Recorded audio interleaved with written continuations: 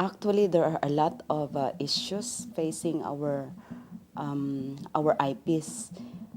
For example, in Surigao del Sur, which is within my area of responsibility, it's mostly IPs are affected with armed conflict. And then plus they have also struggles like ownership of their land. And then they also have, like in other parts of the region as well, there are extralegal killings of IP leaders.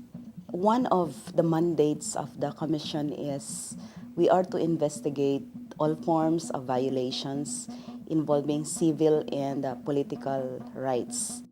There are cases when we hear like there are violations happening there, discriminations or killings, for instance, violation to the right to life. And then I employ investigators to go to the field and investigate.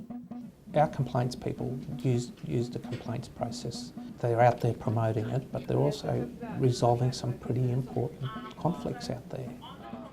We did a while back get a spate of complaints about a particular state police service, so it tells us maybe we need to go over and talk to people over there. So we use it in that way as well. I understand that it's a serious issue and that you're concerned about it and you want something done. But people have got to have faith in the system.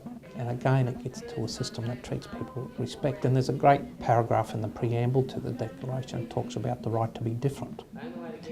And I keep on saying to people, look, that's first glance it's fairly innocuous and everyone agrees with it. But what we've got to do is design systems that cope with difference.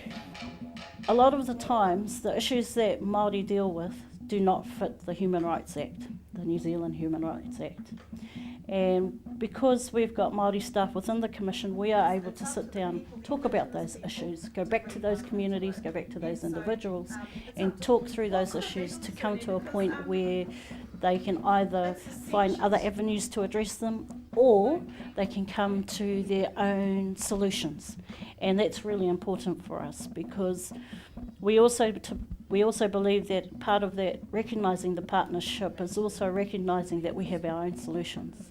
And if we're empowered to use those solutions, if we're empowered to find those solutions and have the discussions we need to have, then for us as a people it can help us grow, but for the country as a whole, it helps that whole harmonious relationships, definitely.